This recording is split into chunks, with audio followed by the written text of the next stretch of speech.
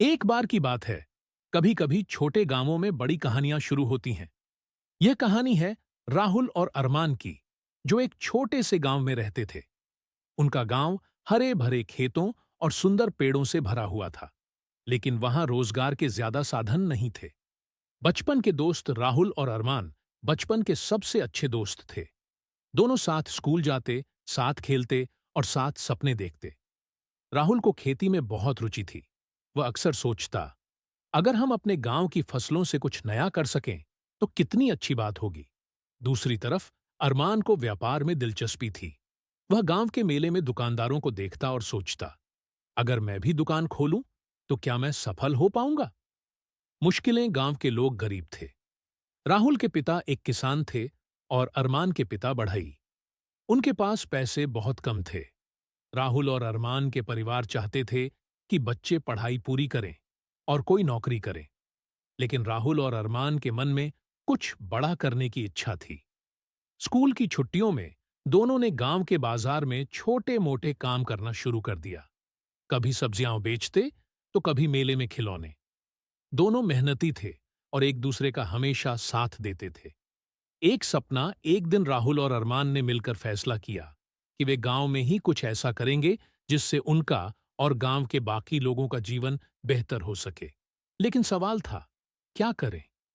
राहुल को याद आया कि उनके गांव में आम, अमरूद और आंवले की बहुत अच्छी फसल होती है, लेकिन फल जल्दी खराब हो जाते हैं क्योंकि उन्हें बाहर बेचने का साधन नहीं था। अरमान ने कहा, क्यों ना हम इन फलों से कुछ ऐसा बनाएं जो ज्यादा दिनों तक चले, जैसे जूस या अचार।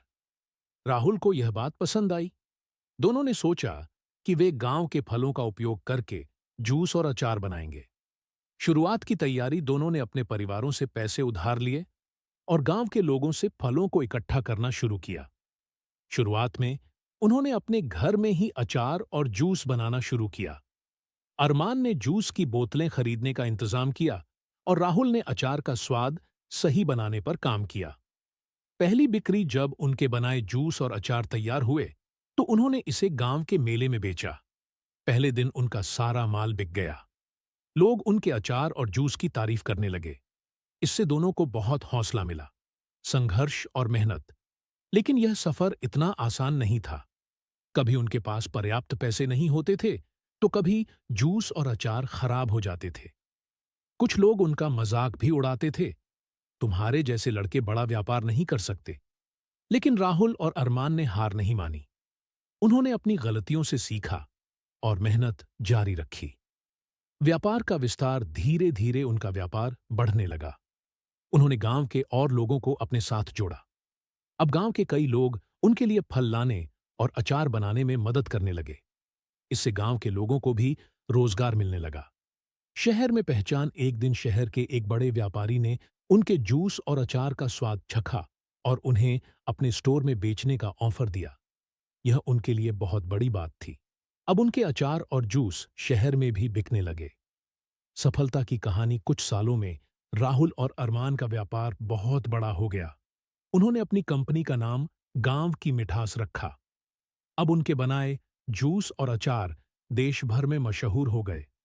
उन्होंने अपने गांव में एक छोटी फैक्ट्री भी लगाई, जहां गांव के लोग काम करते थे। बच्चों के लिए संदेश।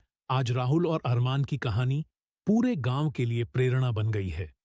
उन्होंने साबित कर दिया कि अगर आप मेहनत और ईमानदारी से काम करें, तो कोई भी सपना सच हो सकता है। इस कहानी से हमें यह सीख मिलती है कि मुश्किलें हमें रोक नहीं सकतीं, अगर हमारे दिल में सपना और मेहनत करने की हिम्मत हो।